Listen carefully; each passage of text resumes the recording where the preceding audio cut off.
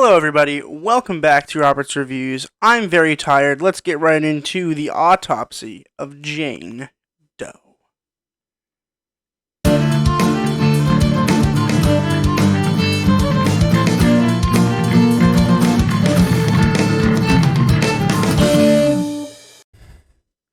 The Autopsy of Jane Doe was made in 2016. It was directed by Andre Avradal, and it was written by Richard Nany and Ian B. Goldberg.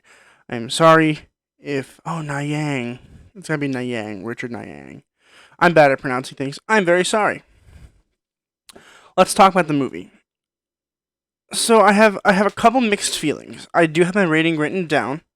So anything I discuss here will not change my opinion on the movie overall as a whole. But I do want to talk about a couple things that may be a little spoilery. So before we spoil things, I will let you know when we cross the line into the spoiler territory. But for now, generalizations. So if you haven't seen this movie, essentially what happens is a body is found at a crime scene half buried in the dirt. And so they bring it to these two local, autopsy people. And an autopsy is when you cut a dead person open so you can see what the cause of death is. And they find some really weird, creepy, crazy crap here in this body. I don't know if any of you guys have read it, and I wish I had looked it up before I had done this. There's a short story by Stephen King, and I don't remember what it was exactly called. I think it was like Autopsy Room 27 or something like that. Wow, that if you like scary stuff, that was really really cool. It was about a guy who got bitten by a snake, I think, and then so he's getting autopsy, so he's getting cut open, but he can hear and see everything that's going on because he's just paralyzed. He's not dead. But in this movie, essentially what happens is this girl is being cut open and some crazy stuff that I don't want to talk about right now. We'll talk into it a little bit later. Goes down, and it really is cool. It's a really cool movie. Let's talk about the acting first. Then I will talk about the good things, and then I'll talk about the bad things. Unfortunately, there are a couple bad things that prevented me from giving this a perfect score, but we'll talk about that in a little bit. Emil Hirsch played Austin. He is the son, so it's a father and a son that work together cutting open bodies. Austin's a really cool character because he's got this he feels a responsibility to be with his dad and help him cut open these people because he wants to be there. There's a little side plot with him and his girlfriend that I really just hate. I hate it a lot. I think there might have been a deleted scene or two that worked on that a little bit more, and then they cut it for time, which is good because it was an hour and 27 minutes, which I think is perfect for this film. There were a lot of unanswered questions, and honestly, that's probably fine. It felt natural the way that it worked because the idea was he was gonna go away and go to school or something like that, but he hadn't told his father yet, and his girlfriend was mad at him because he hadn't told him yet. And by the end of the film, he had never told him. Right out of his mind. So yeah, I would have thought that they would have mentioned it at some point. It would have been a talking point. Never was. So that's why I think it was kind of a distraction, which is kind of annoying for me. But other than that, I mean, Emil Hirsch did a great job. I think he had a really difficult performance because he had to act so... I mean, scary movies are hard to act anyway, in my opinion. They're hard to do well. And I think he does it pretty well. Particularly in this film where it's not exactly horror and it's not exactly a thriller. It's a really cool movie. It's really unique, in my opinion. Brian Cox plays Tommy. I love old people. Old people are great. I love old actors. And this guy is great. I don't know if I've seen him in anything else. I feel like I might have seen him in something else, but I'm not entirely sure. He did really, really, really well as the father. Almost blew me away. Just the way that it felt so natural between him and his son, where he was he's the dad and he knows more, but he's trying to teach his son. And he's so knowledgeable, the way he just looks knowledgeable.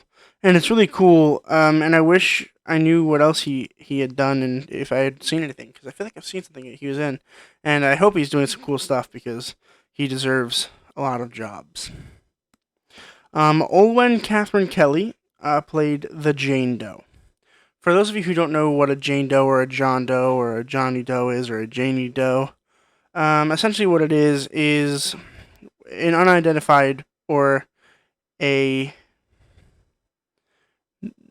an unknown body is called a Jane Doe or a John Doe, depending on if you're a guy or girl. A Janie Doe or a Johnny Doe if you're a kid.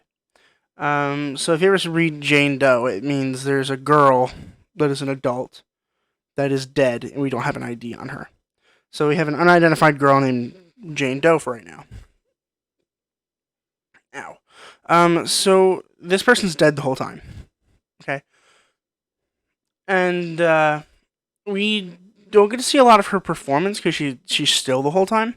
But they hired an actual actress and used her actual body. I mean, they didn't like actually cut her open or anything, but they used her as a model. She was always there on set whenever they were doing stuff, and she just had to stay very still and not move the whole time.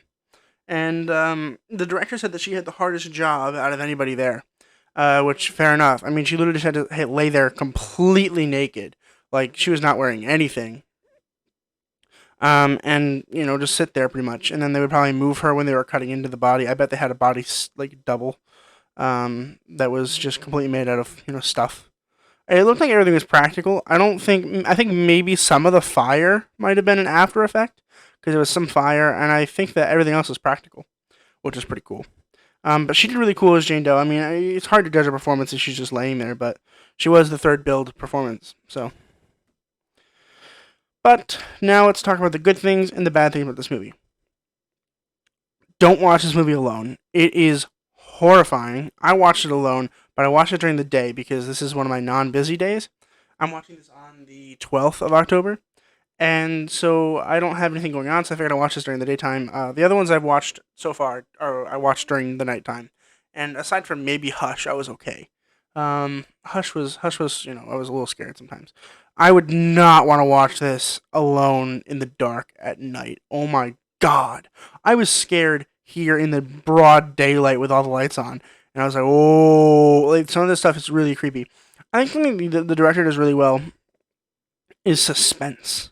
Because like obviously like there's times where like you're looking through like a crack in a door and you can see like a body move and like it's sudden and there's like a jump scare, and I hate jump scares. But this person can build up suspense really, really well, particularly in the way of like suspense doesn't have to necessarily build up to something scary. So building up suspense could be something completely normal, like oh, we found something, we figured something out, we figured out the cause of death, or we figured out a little piece of the cause of death, and the suspense that is built from there is really, really cool. I think the director does a really good job with that. Really good idea for a film. I think part of this had to have come from Stephen King. I feel like at least a little bit of it had to be based off of that novel because the beginning of the movie felt very strangely like it. I don't know if there was ever a movie based off of the autopsy of Room. I don't know. I think it was 27. If there is, maybe I'll watch that. Maybe I'll review that. I don't know if there was, but what a cool novel, or I guess short story. I think that's part of his Nightmares and Dreamscapes collection. Oh no no no no no no no! Everything's eventual. I think it was part of Everything's Eventual. Um, a lot of stuff. I think it was Everything's Eventual. Um, anyway, I think I borrowed it from my brother at some point. Read that one. Really really good. I liked it a lot. Still scares me to this day. Um, let's see. I think that's all the good things about the film. Aside from it's just really really cool. I will get into some spoilers later, but for now let's just talk about the negatives about the stuff that I didn't like non-spoiler. There comes a point in every film that I watch where I'm like, ooh, don't screw this up, don't screw this up, don't screw this up. Because if there's something really, really good in the beginning and it keeps me interested, that's what I want to see till the end. I don't want there to be a surprise that ruins the whole thing. And they had a surprise in here, and it didn't bother me at all. I liked the surprise; it was pretty cool. But in this particular moment, when I was thinking to myself, like literally, like out loud, like don't screw this up for me, okay? This is really cool. This is a really cool film. And then they just went off the rails for 10 minutes. They just did some really weird stuff that just shouldn't have happened for 10 minutes. Um, I'll talk about it later in my spoiler stuff. I was very disappointed in the filmmaking in general, in the writing and the directing. I was just, you lost me there. After that 10 minutes, it went right back to being really, really cool. But for those 10 minutes, I was like, are you kidding me? Come on. You had something so cool. Then you did this one thing. It was like really the only negative thing that happened in the entire film.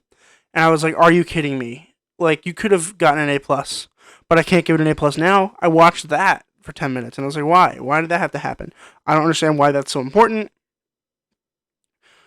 Anyway, I'm going to do a little bit of spoilers now, so if you don't want the spoilers, skip to the end to see my rating. Or if you want the spoilers, continue.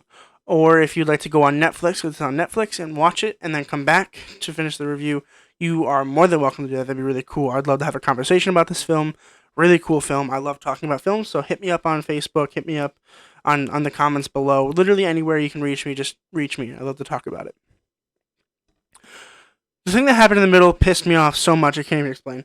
They just accidentally had the father kill the son's girlfriend because he thought that she was one of the dead bodies. Like, I understand that it's dark and it's foggy because it was there's fire or whatever, but like, you wouldn't have done that. There's no way. Also, you're telling me the girl didn't say anything? The girl was walking down a hallway in an area that she thought was a regular autopsy room. She had been there before. But instead, there's all this smoke from fire. Are you kidding me?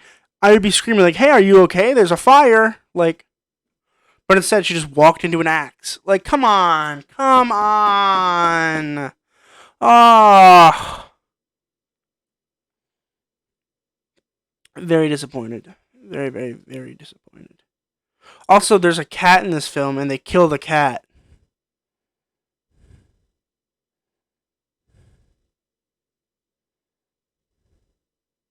What a disappointment. I mean, like, I don't know. I'm so upset about it. I'm upset about the cat, and I'm upset that the girl had to die. I don't understand how that could have possibly happened in any real situation. I understand it's not a very real situation, but still, whatever. I'm pissed. Anyway, back to more positive spoilers. The girl's a witch from Salem Witch Trials.